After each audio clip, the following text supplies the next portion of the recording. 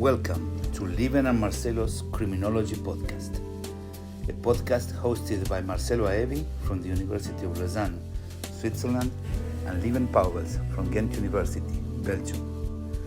We aim to draw a map of the state of criminology across Europe through the words of contemporary criminologists. How is criminology defined and taught? Which are the main lines of research? Which are the main schools of thought in each country? These and many other questions are answered here by fellow researchers who share their vision on the development of criminology in their countries from its beginnings to the second decade of the 21st century. If you want to know and compare their stories, stay tuned.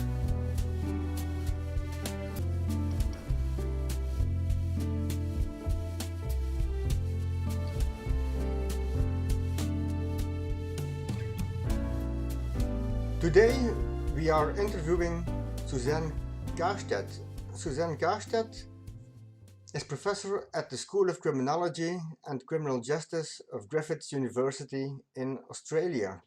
Formerly, she held research and teaching positions at the Universities of Bielefeld and Hamburg in Germany, and she was professor of criminology at Keele University and at the University of Leeds in the United Kingdom. This interview was conducted on the 17th of December 2021. And you are a special case of a migrant criminologist because you've been in your home country, Germany, then in England, and then now you're in Australia. It's difficult to focus on something, but perhaps you're the best person to talk about the differences between the German system and the other ones. So welcome. Nice to see you. Thank you very much. Thank you to Marcelo and thank you to Lieven for inviting me here and for giving me the opportunity to talk a little bit about what migration for a criminologist means. I think you know that also, Marcelo, but and I don't know about Lieven and whether he changed countries, but Belgium is also a special country with two cultures, two languages, and so on. So I think we all have a little bit of experience with this. So yeah, now your questions or. Yeah, we have this questionnaire, which is our point of departure, and then of course we can go to other topics. But the first question is always, how would you define criminology as it exists in your country? And perhaps in your case, you could see the difference between. You will show the difference between Germany and the United Kingdom and Australia. So yeah, of course, I think I will mainly focus on the UK and Germany because we are talking about Europe.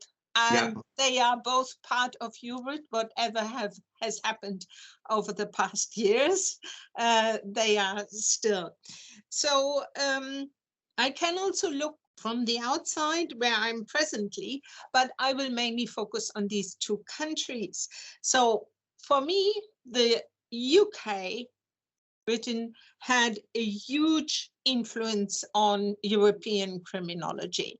And that started actually with the critical criminology, with Taylor, Walton and Young, this very famous book on the social theory of deviance in the 1970s. And it had also a huge impact in Germany. So this was something that really excited a group of young German criminologists, and they tried to break loose from the straitjacket of the being in law faculties, or that criminology was thought to be an auxiliary science to law. So this was a kind of wake-up call for them. And at the same time, also the labeling approach came then from the US. So, and this then became the so-called work group of young criminologists. And they established themselves. And I was also part of this quite, let us say, innovative group. So this meant, or the influence of the UK, and I think the UK was leading here, was of course that criminology is a social science, mainly social science, has social science methodologies. So it's about social science theories and methodologies. And I think this has really shaped European criminology until today, though there is another influence from the more legal perspective, which is more presented in Germany, but Germany, or let us say, while the UK is the leading social science in criminology, so in Germany, criminology has had much more difficulties to establish itself as a discipline, as independent from law faculties. And that is a situation that we still observe today. So this is a little bit about influence and how would I define the criminology in different countries? And indeed, there are different definitions of what criminology is and does. Yeah, and then in terms, of course, from this, from what you said, we can immediately go to how this social science has been institutionalized, how it has become independent, which is, not exactly the case in the UK and in Germany also.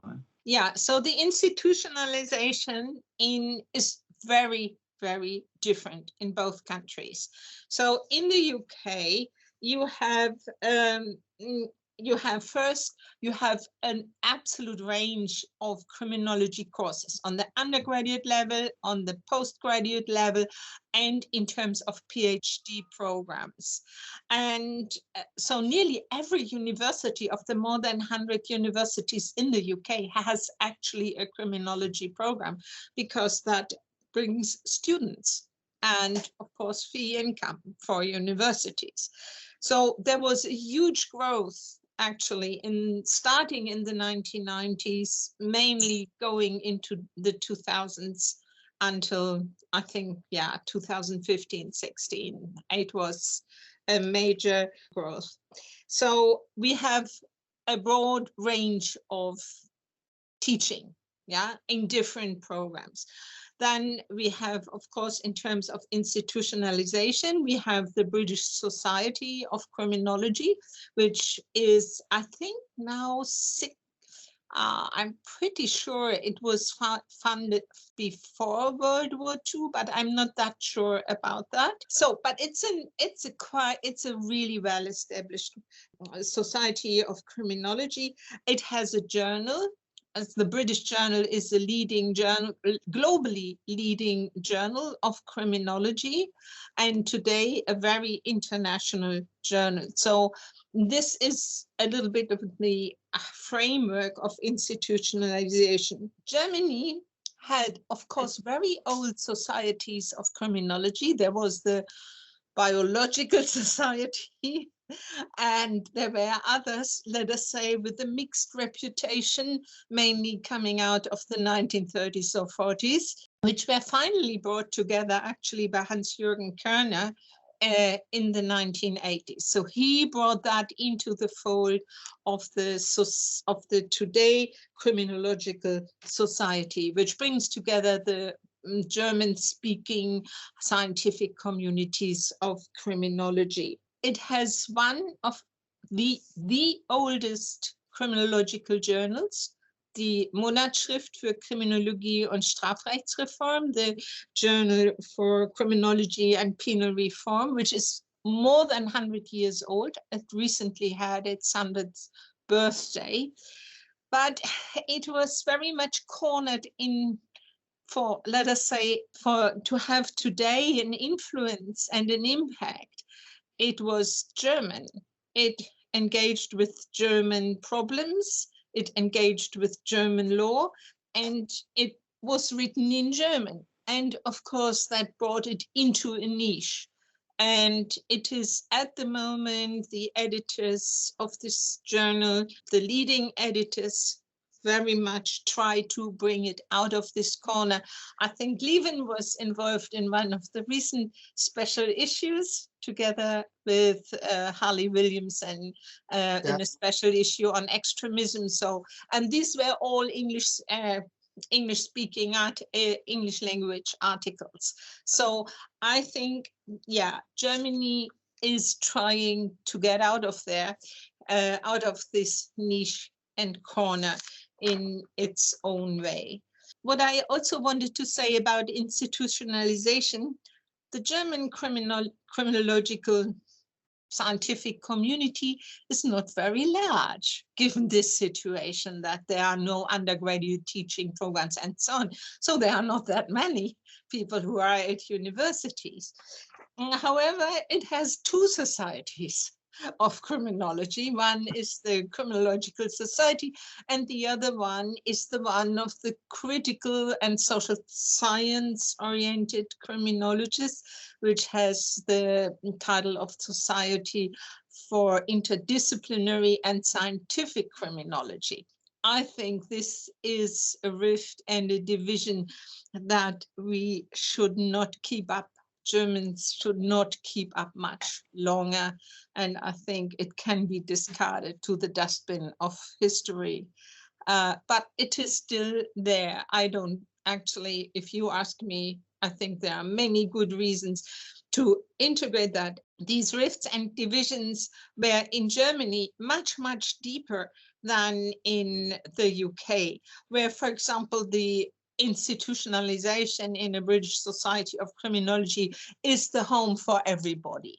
Yeah, everybody, exactly. And allows for a huge diversity of ideas, of theories, and of methods in our field.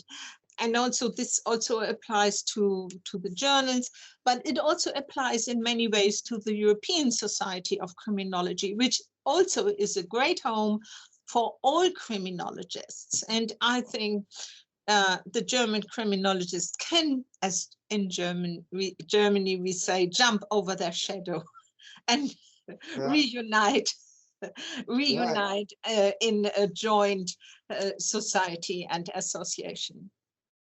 It's my impression that many of the younger criminologists do not care anymore about this big divide, and that this will be something that will disappear, but we'll just have to wait a couple of years, because there were just these differences between criminologists in the 70s. And I completely agree. I think it's a gone by thing to have these kind of divisions, though there were highly influential criminologists in Germany who insisted on these divisions, tried to have their field and their backyard and keep it clean and so on and so forth. Yeah, I think most young people don't think that this is any more important, and they do research, write, and so on topics, and use theories as they think fits best, or their supervisors think are the best ones. Yeah, otherwise it's quite difficult to share ideas. Otherwise, no new ideas can come out of working groups if they are separated. And this is really more something that impedes the growth of knowledge than the other way around. So let's hope that this will be the case in Germany. One positive aspect of the journal, the Monatsschrift, is that they also start allowing not only in thematic issues, but in general, authors to write in English, so that the German articles are getting known to a wider audience. So if you, I hope that this changes, because the richness of Europe is, of course, we have different languages, but otherwise, the downside is, of course, that if Germans publish in German, if in Belgian criminologists publish in French or in Dutch, you cannot share ideas. So it's something also of the past. So I hope that the Monatsschrift will succeed, because they have a long tradition. It would be too bad if that would not be, a success in the future. Yeah, I think that is right. Though it is an absolutely, first, I would like to say it's a double-edged sword. And the next I would like to add is also there are forces against this. And I experience this just right now as one of the editors of this new journal of the American Society of Criminology, of its international division, International Criminology. And there is a clear push from people in Latin America, in Asia, and so on, to publish also in their own languages. So, and also practitioners still rarely read English. So they need also to have their own language. And I would find it, I think we would lose out in also with practitioners if it is only English articles. So there is a need for the home language, for the language of the country. And I think we as international criminologists have to think about how we can best accommodate that. For example, with abstracts in different languages, or that the journals are giving the opportunity to upload a version in the language of the author for reading. That has a lot of difficulties, but just to say there are certain difficulties with this. Yeah, I agree. We experience the same thing, I think, because we have also close collaborations with practitioners in the fields of crime prevention and penology. But I mean, from a scientific point of view, you need to learn from each other. And I think for all non-native English speakers, it's kind of like, you know, double work. You have to write your academic version and then a more popular version in your native language, which makes it quite a challenge to keep up with all the other aspects of the job we are supposed to do. So I agree that we need both, but I think we are losing some balance here.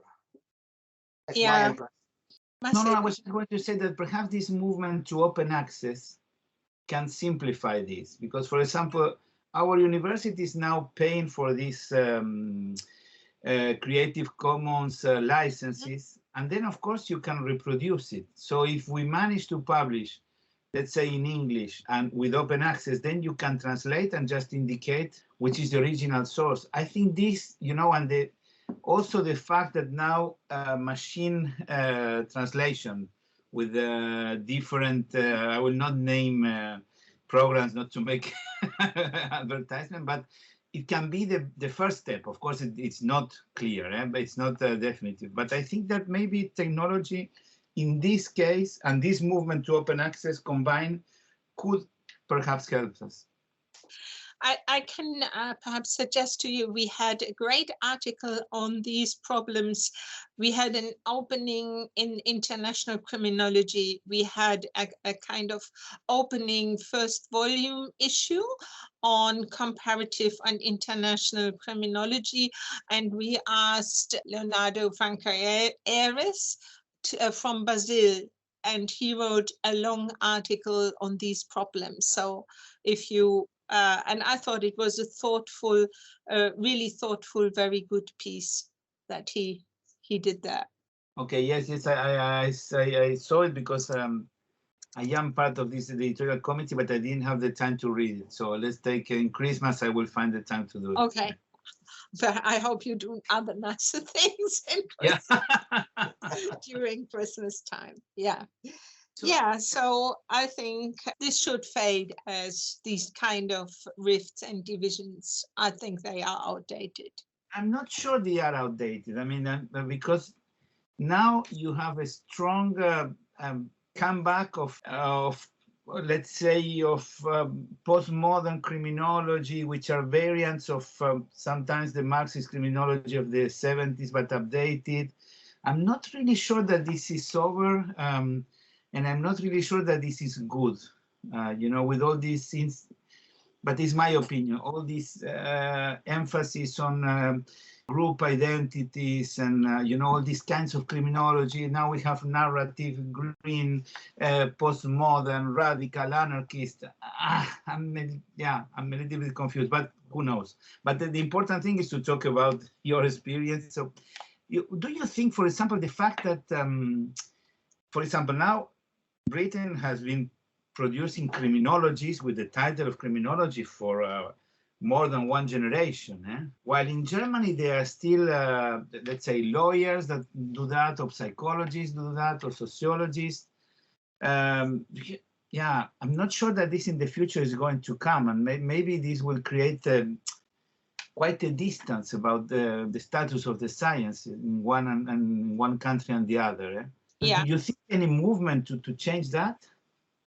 I think it will be, and this leads on to your next question on teaching, because I think that is, let us say, the ground here and the foundation. So the UK, criminology in UK has a wide range, has undergraduate programs, people who then go on to social work and NGOs and police and wherever have you. They have then a huge diversity of postgraduate programs. Nearly every undergraduate program also tries to have a postgraduate program, and they have graduate schools, which is more for research and not. But Germany does not have one undergraduate course in criminology, not one. And they have, let us say, very few postgraduate courses. And I think they have only one postgraduate course in Hamburg, which is a genuine criminology course, which has criminological theory and criminological methods and all that. All the other postgraduate courses are highly specialized, for example, on terrorism, on security, and things like that, but not with the grounding in criminology. So I'm a bit hesitant to count them in as criminological programs. And I have been involved in a kind of evaluation of the program in Hamburg. And I thought it was pretty clear that there was a need for an undergraduate program. But I think as long as you do not have an undergraduate program on which then you can build good postgraduate programs, you will not open a job market. The Germans think in a different way. So they think, okay, first we need to know where our graduates or our students go after graduation. And then, of course, they see what Marcelo just said. Oh, there are the lawyers, there are social workers, and so on. And just to see where they go, just to push them out and let them find their way, I think. And I would agree with Marcelo. I do not see that this will change in very soon. I can't see the wind of change blowing there. And I find that, So I think Belgium has undergraduate programs. The Netherlands have undergraduate programs. I think Italy, France, Spain, they all have now undergraduate Spain programs. And Portugal. Italy, not yet, but Spain and Portugal, they have undergraduate programs, Yeah, and the Scandinavian countries have it. Yeah, Lithuania started also one. Slovenia? Exactly.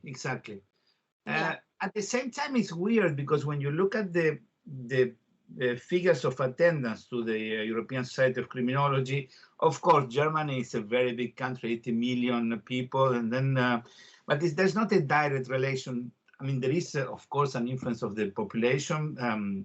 In any case, Germany is always between the 5 top countries sending delegates to the conference. So there's a lot of interest. If you think outside only with the figures about what's going on with the knowledge of what's going on in Germany, you would think, okay, there will be only a few participants, as it is the case with France, which is in a similar position. But Germany brings in big conference like the one in Ghent, almost 100 persons. Yeah, yeah. It's impressive. I mean, there are, it is diverted. So at one time, sociology was quite a home for that. That has stopped because sociology has moved to other topics, and I think they might now move back into the area. Then we have it from psychology, like Friedrich Lösel with his program and with his students, and there are other ones. So there are quite, then political scientists are also interested, but you do not have.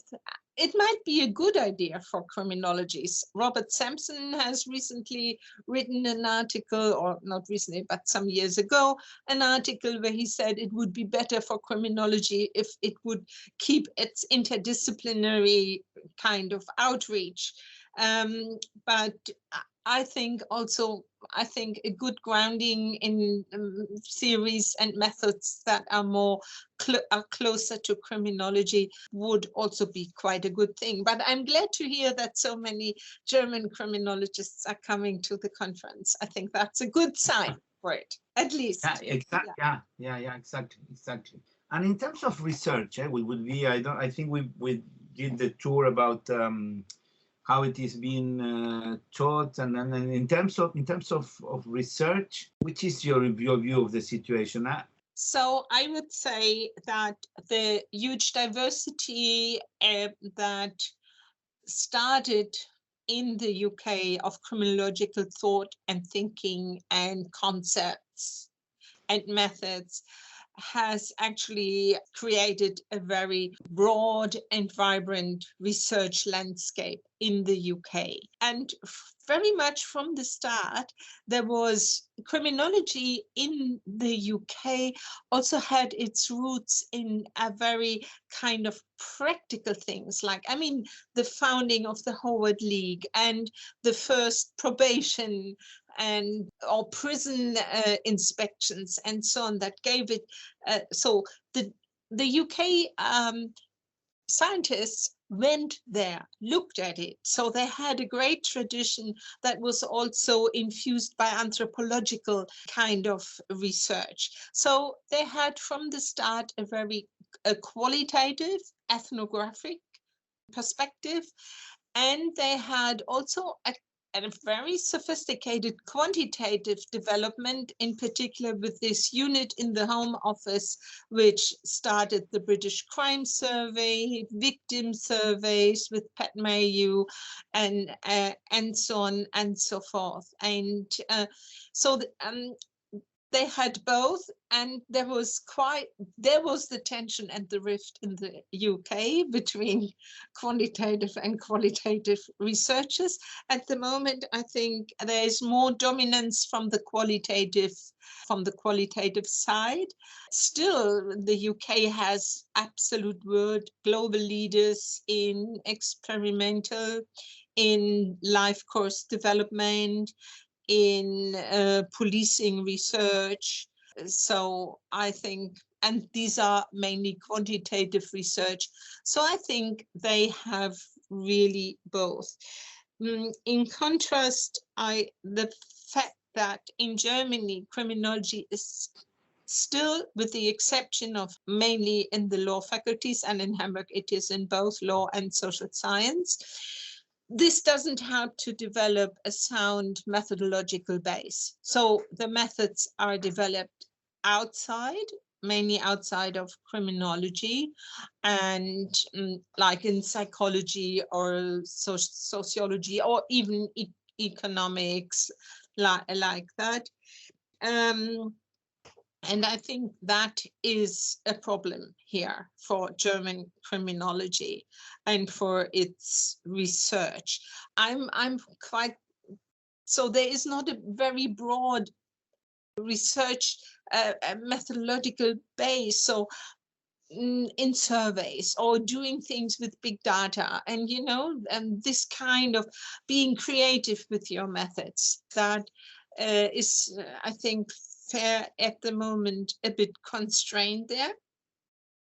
With regard to institutionalization, Germany has, of course, at its universities, institutes mainly also for security and so on, which are not, I would not count directly as criminological. Then there is the Max Planck in Freiburg, which has changed quite considerably. It's now an institute for the study of crime, security, and law. So they have now three. They have a great research group there. And then there is Criminological Research Institute of Lower Saxony in Hanover. And the name is misleading because they are doing much more than only for one state in Germany. And Germany, so I think really they are really doing and thriving and bringing the research culture, promoting it. And Germany then also has these, let us say, practical research institutes. They are part of the Ministry of Justice and they do just applied research, but they do not play a huge role in developing research, developing new research ideas, or being part of grants and so on. I haven't seen a grant when I was in Germany with them. So yeah, it's, I would say that there are big differences between the research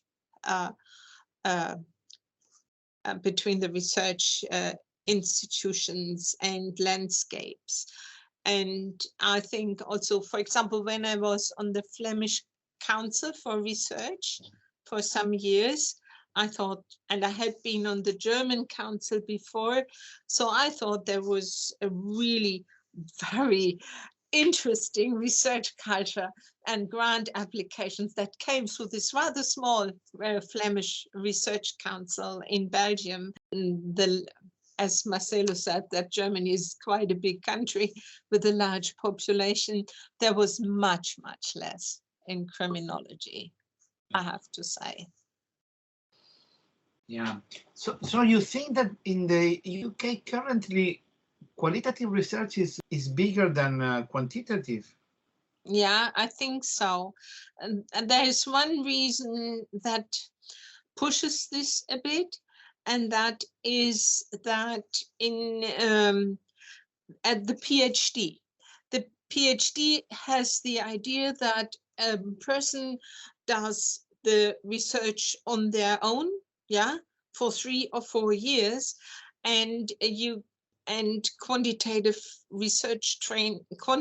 training is not that well developed. So most PhD students in the UK are doing a type of qualitative research. Quantitative research is pretty rare. I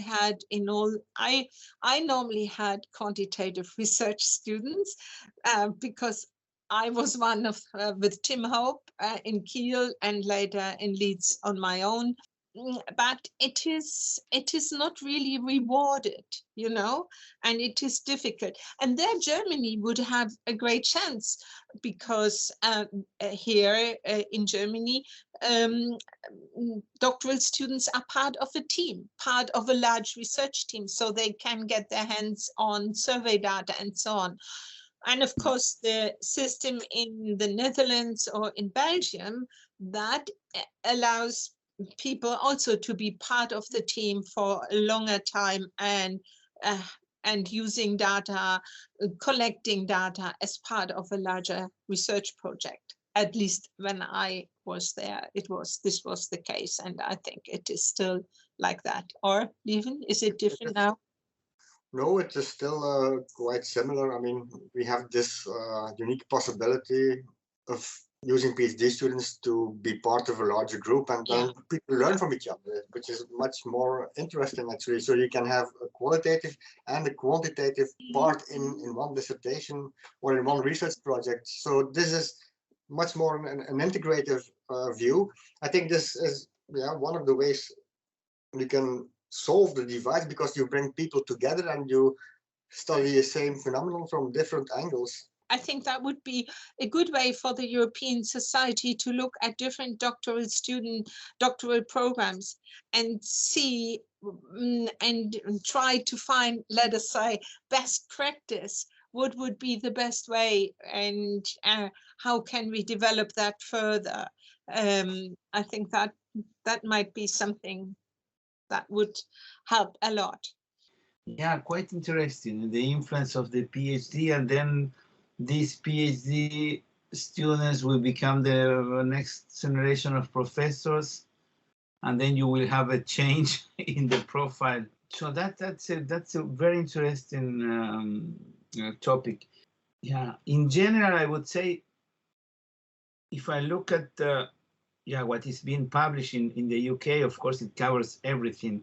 But do you think in Germany there is an interest in one particular field, something that, or does it depend? I have sometimes the impression that it depends that there are a few professors on the profile of the professors. They influence a lot the kind of research that is being done in their university. And then if they go to retirement without a clear successor, let's say, some things are a little bit forgotten. I think that is true and has been true. And you can see that also the Max Planck Institute, after the retirement of the previous director in criminology or other directors there, and it now changes massively what is done there. Yeah, I think it's this principle of chair principle, that a professor builds this chair and has a group of like-minded, or they do these similar things. The UK has both. So, for example, if you think of Cambridge with David Farrington, of course, that has built life course and developmental criminology. But there are, of course, other centers. And new topics are coming up more easily, like policing, for example, and then you get a new center. It would be pretty hard. I mean, we have now this Germany has this University of Policing now in Münster, but it would be pretty hard to in a law faculty to establish a focus, for example, on policing, like my colleague Adam Crawford had in Leeds, in the law faculty, in the law school. So their criminology was in the law school, but he could develop policing, you know, and different kind of topics. And also, I think part of it is the particular way how early career researchers are supported. So they are supported, they can have their own grants. There are special grant programs for them. When I was in Germany, I mean, this is now a long time ago, I could not apply for a grant. That only professors could do that. Yeah, I wrote the grant application and everything, but my name was not on it. Yeah, and that is, I think that is changing. That has changed, but there is still, let us say, not the idea that you have in the UK and in Netherlands or other Scandinavian countries, that you support your young researchers and you promote them. And of course, this is also something for the European society to bring these ideas forward, that young researchers are not should not be exploited, but supported with their own ideas, and they don't have to do what the professor says. I'm glad that you mentioned that, because, let's say in the old times in Germany, there was a long tradition of books with only one author, and I was a little bit surprised. And I remember when I started my career in Switzerland with Martin Kilias, he always recognized our work and always put us as co-authors.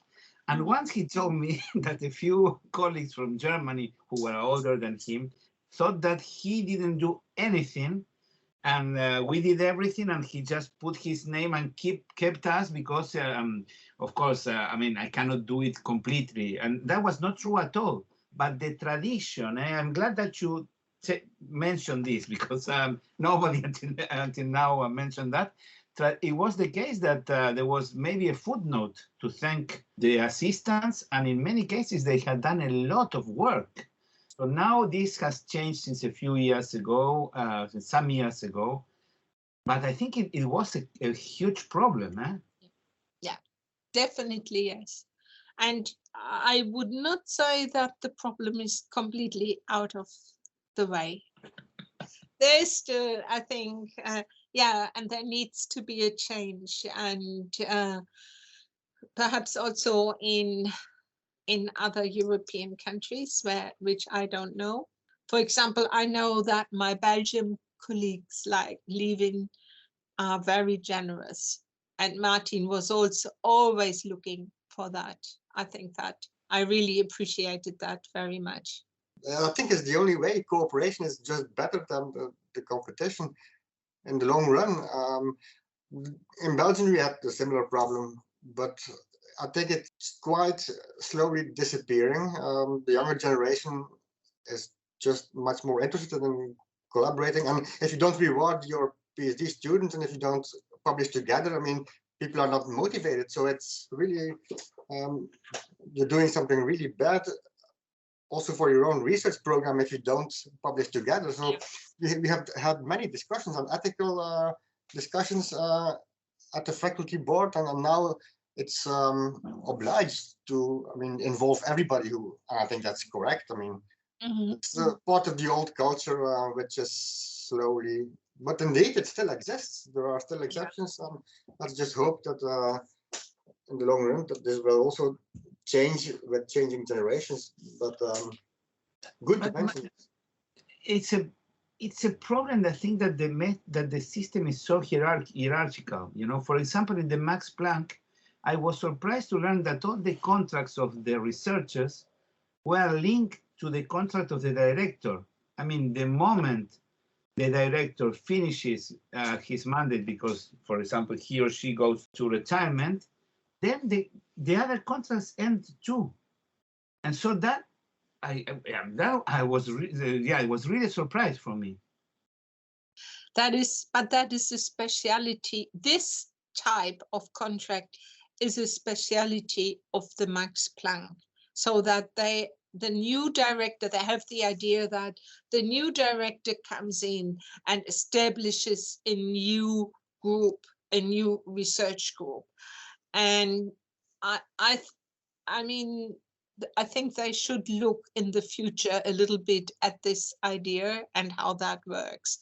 So the Max Planck, obviously, the Freiburg Institute had a number of researchers with permanent contracts. So it didn't apply to them, but it applied to nearly everybody else. And that does not help with, let us say, with consistency. It doesn't help with continuity of developing long-term research programs, which you need today to get grants and to be successful with grants. You need to have collaborations, networks, and a research line, yeah?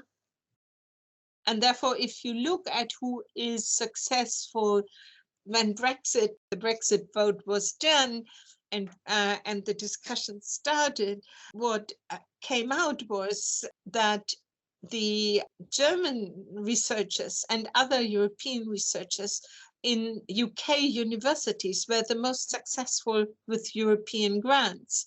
And I thought that made a lot of sense because they didn't have the constraints in the UK system that they had perhaps at home, and they could develop their own ideas outside of a hierarchical structure. So the hierarchical structure in UK universities is much flatter.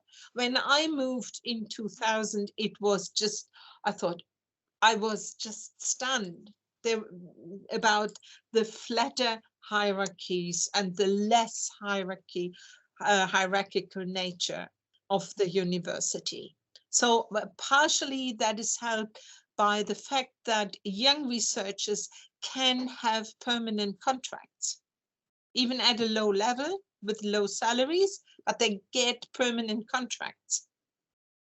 Still not in Germany. That is a major difference. It is. changes a lot. Huh?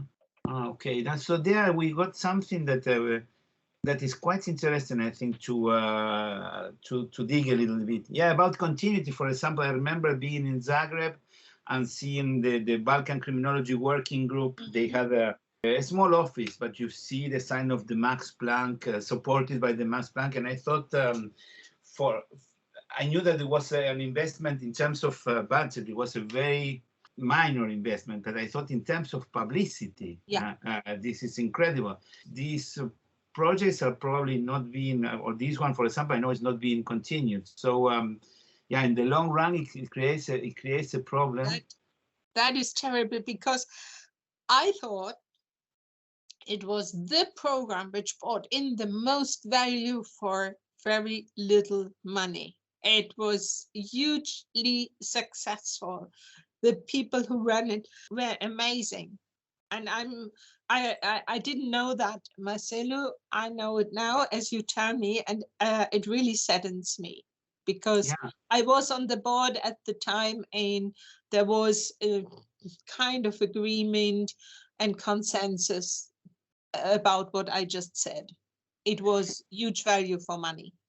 Yeah, if you think about it, you know, you were the plenary speaker in Sarajevo, exactly. So and this is because the link is there. Almir studied at the Max Planck. Anna Getos also, Marjevit, Anna Getos also studied there. So there was a huge connection there. And in terms of the contribution to European criminology, when you think about it, let's say Slovenia is a little bit different because they were not so often there. But yeah, really it was a program that had an impact. Yeah, of course, the moment the priorities change, everything changes. But it is really a pity. Yeah. Really, yeah. Okay, but then here we learned a lot of things, Lieven, about the system, of things that nobody was mentioning. We had this meeting at the Max Planck Institute that was organized in 2012, I think it was. So how can we bring German criminology forward? And Friedrich Lösel and I, we were both invited and tried to promote each. Friedrich was at that time in Cambridge, and we both said this is not a bad model. But then Friedrich came to me and said, look, it will never get out of the law faculty, criminology. We don't get criminology out of here. And yeah, it hasn't happened. It might happen. I think there is so much push to change, and you get more young people who are interested in the topics and who do great research.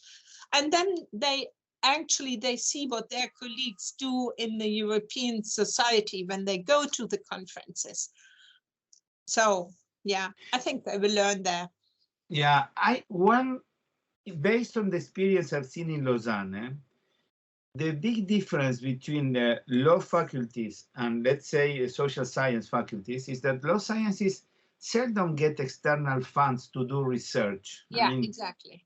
Okay, so one thing that happened here in Lausanne, we were part of the School of Criminal Sciences with a different name. It was Institute of Scientific Police, it's Criminalistics and Criminology. No? So historically, we were there.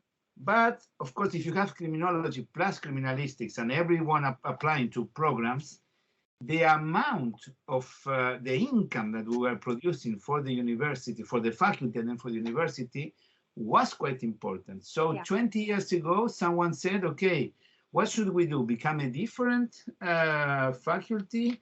And then in the discussion, the name of the faculty changed, and now it's law and criminal justice. And the name of the school is Criminal Sciences. So this may be the way, but as you mentioned, if the young researchers cannot ask for these research funds, then you will not see the impact. Yeah, but I think that is something you just mentioned, something very important. Criminology brings in money, brings in funding money, clearly. and much more than lawyers normally get, because I mean, black letter law, you don't need then it's not that big in terms of research money, and therefore law faculties are actually quite keen to keep them, and criminologists have, let us say, are more empowered in this kind of environment. I agree.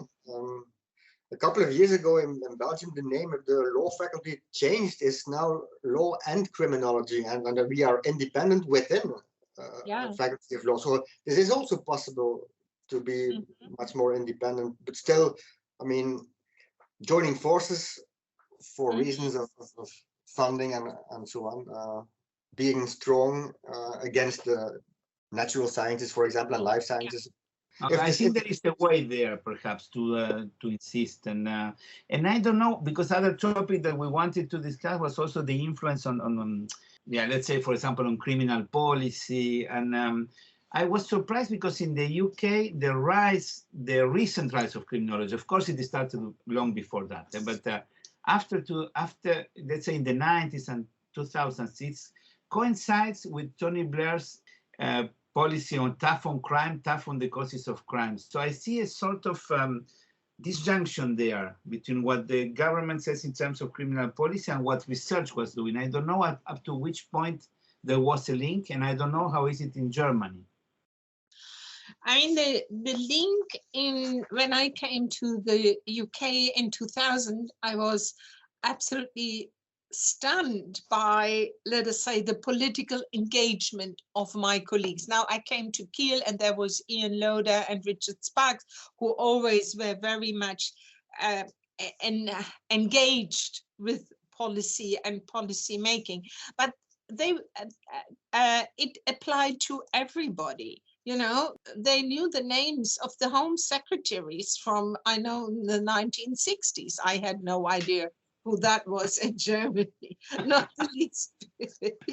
Anyway, so there is a very strong politicization. There was also, through the critical criminologists, that came about a critical engagement with crime policies. And there is, as for example, Stephen Farrell takes on this at the moment, this tradition with his analyses of what Thatcher's policies did in crime policy, but also how the economic policies impacted on crime and so on. So there is a very strong, under Blair, it was also a very strong engagement, partially because at that time there was money for evaluation. So there was policy that new programs and so on should be evaluated. And there was a certain amount of money for these evaluations. So that brought in a stream of very more applied criminology. So until today, you have a strong engagement with politics and what politicians do in terms of crime.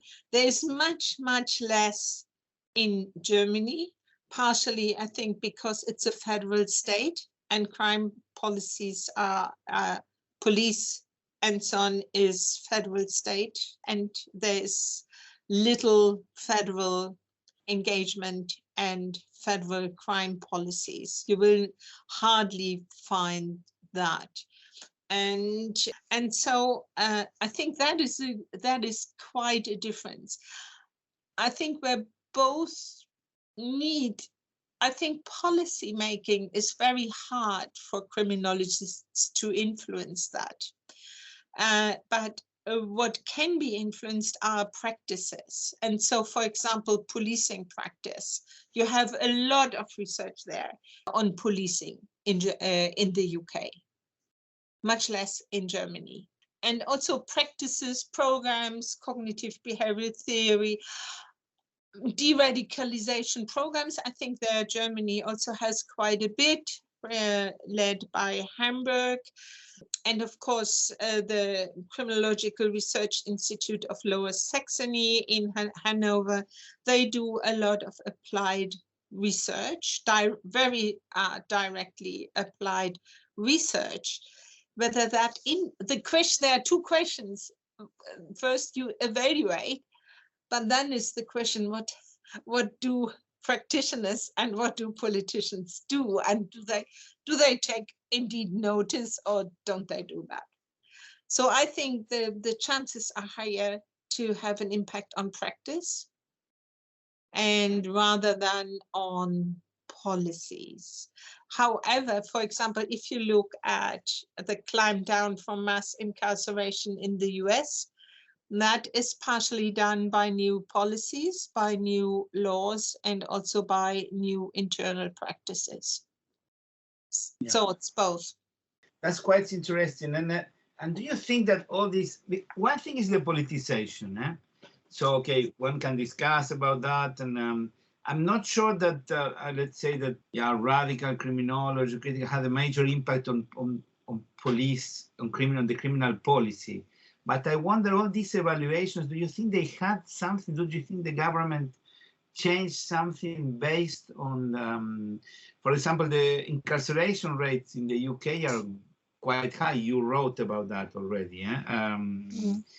So I'm not sure that this has a major impact. Germany, with much less research, is now among the countries with, let's say, the lowest imprisonment rates. Of course, there surely are differences in the way in crime between Germany and the UK, but yeah, it's always for me surprising. I think actually that's what I meant. Policy. I mean, how many people you get into prison is partially how decision-making programs are working. I'm just trying to research that here in Australia, how they are working, and partially it's a problem of making laws. And I'm not sure, for example, the big change in, or let us say kind of mindset change in the US came about because people said, what are we paying here? Yeah, this is more than we spend on education. That can't be right. Yeah, is it good? And even right-wing think tanks started to ask, so is this taxpayers' money well spent? So the fiscal hawk started to come about. And so I think there are, on criminal policies, there are many other forces that shape that. But in practice, I think so. For example, gun buyback program was obviously successful in Australia immediately after this mass shooting. It was 91 or 96. It's now 25 years ago, or 96. That was obviously successful. It was an immediate reaction by the legislative, by Parliament. And I don't know how much radical criminologists, they were mainly engaged with drug policies. And I think that's also now an area which is actually not that important anymore, neither in research nor in policy. So of course we have a decriminalization, and Germany now has a new government which obviously wants to finally decriminalize it. Yeah, but when you think about it, this came much later, because that was a discussion in the 70s, and after that, the 80s and the 90s were terrible years for drugs. The only exceptions were Switzerland, because we were doing these programs of heroin prescription. And I remember going to the United States and having the persons from the DEA with their with their jackets, I would say DEA, saying you're sending the wrong message. Now, when you look, the number of death people by overdose in Switzerland was divided by 3, and in the United States has been multiplied by 4. You know, but I think when they decided to change, it's more more from the point of view of economics. This started in the late 2000s when. I mean, all these discussions of the 70s about drugs had nothing to do. And also the kind of drugs had changed a lot. Even the cannabis that was used in the 70s has nothing to do with the different types of cannabis that are circulating now, partially because of the prohibition. So Many times I have the impression that, yeah, of course, especially if you're in front of a class and you present yourself as a rebel and we are fighting for this. But I doubt that this has a real impact on criminal policy, because you have to put the hands in the dirt and start discussing with the people that do the criminal policies if you want to change something. And sometimes I have the impression that there is a disconnection there. You know, some people are making nice discourses in the classes about abolitionism, which is very nice. I don't, but which is the practical implication? Maybe I was very pragmatically raised when you know that I did the first part of my studies in Argentina, and that was very critical criminology and the power and bad influence of the capitalistic system. You know, it was very much Alessandro Sbarata's books, and so my mind changed completely when I came to Switzerland, which is a very pragmatical country. You know, but I wonder which is the right way for, or maybe diversity is the right way. I don't know. Yeah, Lieven, what do you think? I mean, you are involved at the moment with radicalization and de-radicalization programs, and yeah, well, this is really difficult. I mean, being pragmatic is the way we also try to deal with it in Belgium. But sometimes you need a more critical voice for people to start a discussion. Yeah. And so then we can try to find some kind of balance. But it's at the moment, I mean, if you talk about prevention and rehabilitation, it's very, very sensitive topic, and it's not the right political climate for criminologists to have a huge impact at the moment. That's my personal opinion. But people try, for example, small projects, prevention at school, but it's a political, very sensitive topic. So I can give you one example, Marcelo, here from my colleague Ross Hommel in here at Griffiths. He did the first random control trial for breathalyzer tests, you know, drunk driving tests. And Australia had a huge problem with drunk driving, and still has an extraordinarily high rate of fatal car accidents. That changed the policy here in Australia. They took on random breathalyzer testing in the way that was suggested by this research, which showed that it had an impact. That is a really convincing, for me, a very convincing example of where criminology has been successful. And also, for example, Ross then went on and, for example, programs for training for barkeepers and publicans and so on to intervene and to prevent violence, all that. Griffith is quite a bit involved in these more low-level, not high-level policy making, but low-level practical improvements. But probably that is the way at the low level, because general plans for preventing crime seldom work. So, and we still do not know exactly why the crime rate fell so much. that is still something we do not know. Yeah, we have left one question, if you would not mind. I raised this question. And this was a question about the key challenges for criminology as a discipline. And I would like to say something about that. And also that relates to what Marcelo said earlier. So I think there is no country-specific challenge in this way. And it might not even be a European challenge in this way. But where I see challenges, and that comes perhaps more from being here in Australia, that is the challenge of criminology of the South, which the proponents argue that we need a completely different criminology to explain crime and justice in the global South. and that the theories of the North do not apply. So this is, of course, against the unity of criminology that we all in a way have established.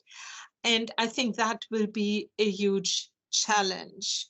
And closely related to this challenge is also the so-called decolonizing criminology, which is, of course, mainly related to the global South, but also says we need to have completely different criminologies. We need to shift the focus on how criminal justice reinforces and perpetuates racial discrimination, racism, and so on and so forth. I think these are real, and of course it has something to do with publication and language, about which we talked earlier.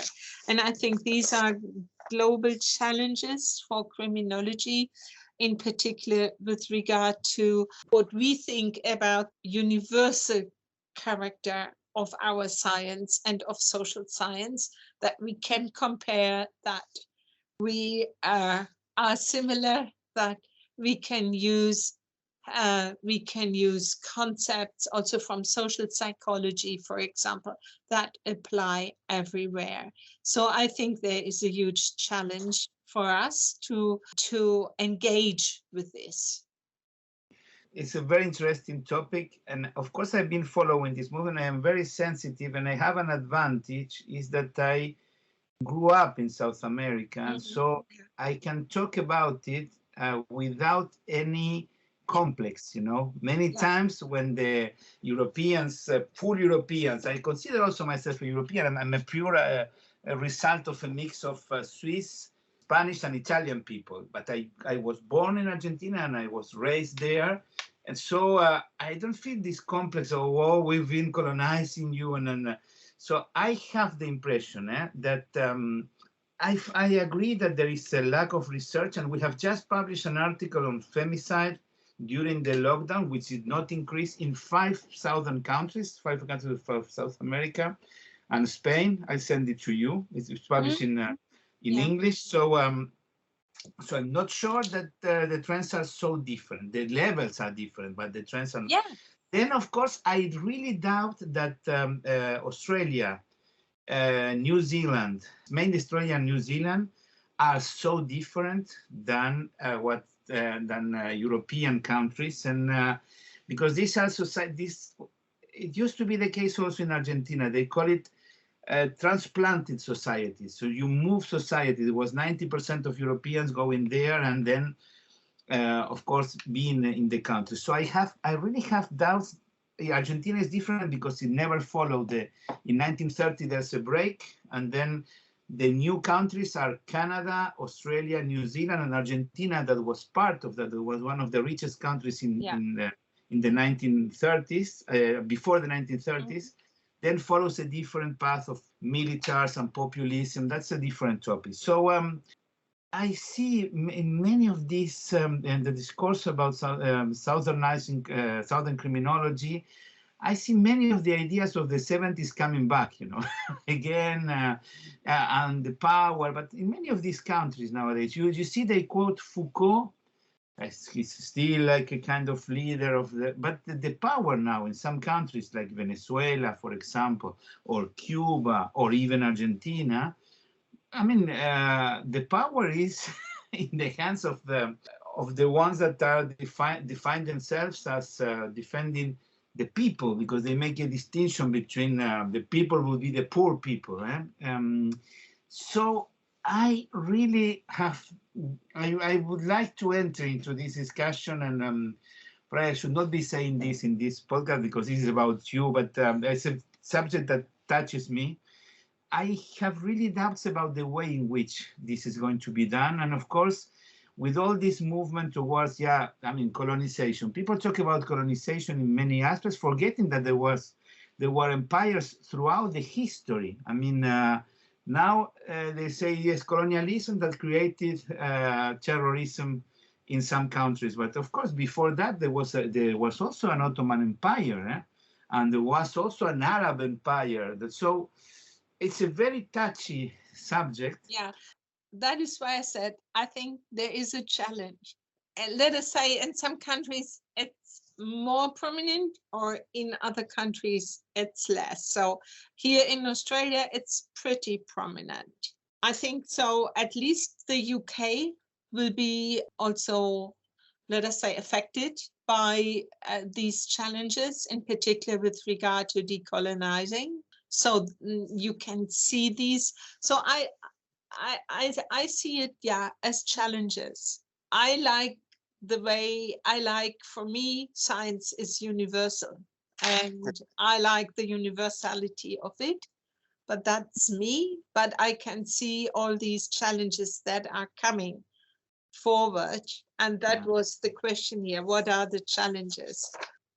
That is really interesting, because you're the first one to mention this challenge, and it is really, but probably because also you are now also, you have a direct access to this discussion, and this is really good. Susan, thank you very much for bringing this, because this is something that we could build a little bit. And of course, I think we should work together. This is why I'm so desperate with all these postmodern group identities and relativism. And so you have, Southern criminology, Northern criminology. I really have doubts about that.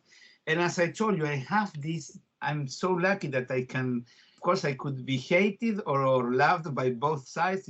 I don't care, but nobody could say, you're you're trying to colonize us. So that's a good take thing. advantage of that. That is obviously a good thing, a blessing here. No, I think I like the way how criminology has developed in Germany, in the UK. It's interesting. And I think we all think it's interesting. It's thriving. But also, what I like about it, that it brings us to moral questions about good and bad, and how we see it, and how we address it, and so on. And so I think we have a lot of challenges here that for us. And but I think one thing that I would always hold high and up is the universality, and the striving not for the subjective, but for the, I would call it objective, something that is not defined by myself, but a finding that is established, that stands outside. And I think that's what I would like. If the findings that everybody can share and, comes to the same conclusion. Yeah, that's very interesting. Yeah. I just hope that these challenges won't lead to new divides, because indeed science is universal. I can't even imagine Southern medicine or Northern medicine or Southern physics. Of course, the problems are similar and need to be studied, taking into account the cultural history and even evolutionary history. We're all Homo sapiens at the end. So if you look at it from a broader perspective, you can understand these local differences within unifying frameworks as well. I agree that it's a major challenge, and it should not lead to new tensions between different divisions. That's the only thing I fear. But otherwise, I think the topics need to be studied in a scientific way, of course. Of course. That is clear. Of course, there are other crime problems in Argentina and Brazil than, for example, in the UK or Germany or Switzerland. That is sure. That is for sure. And they look different. They are different. If you look at how the prisons look like, that is hugely dangerous. And But I'm still waiting for these new theories.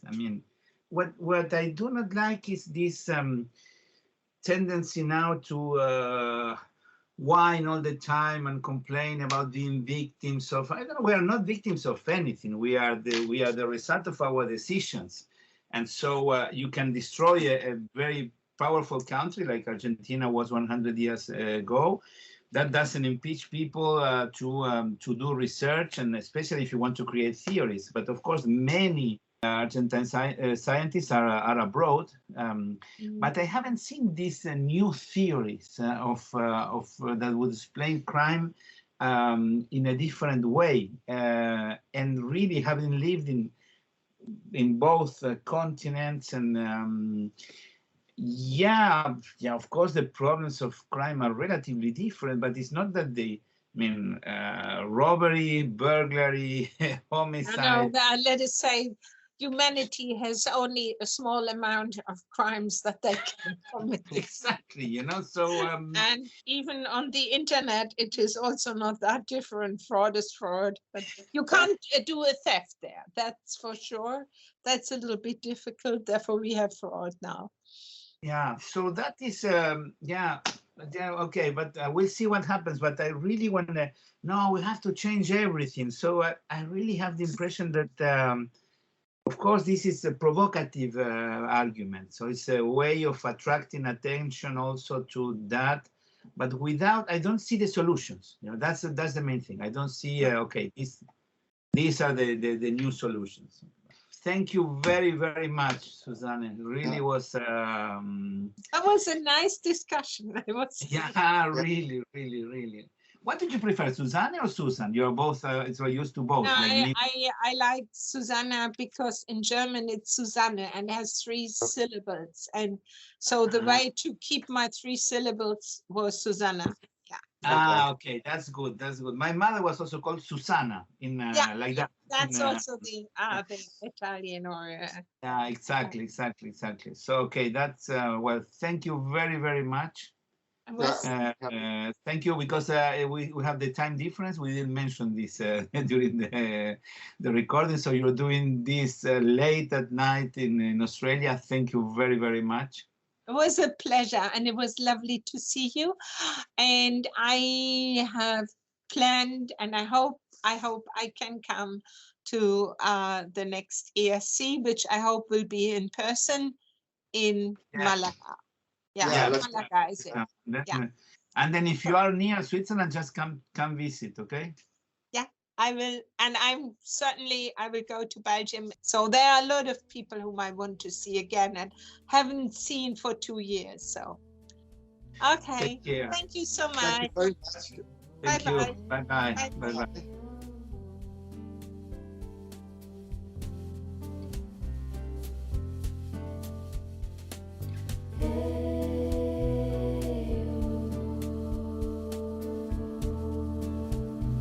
Thank you for following Lieven and Marcelo's Criminology podcast. This podcast is edited by Eduardo Coco from the University of Lausanne. Our theme song is Seagull's Night, Noche de Gaviotas, composed by Gustavo Cantero, arranged by Tato Germano, and played by Tato and Gustavo with the voices of Sasha Conte and Alejandro Turco Ujot. Your host are Lieven Pauwels from Ghent University, Belgium, and Marcelo Evi from the University of Lausanne, Switzerland. Cheers, and see you soon.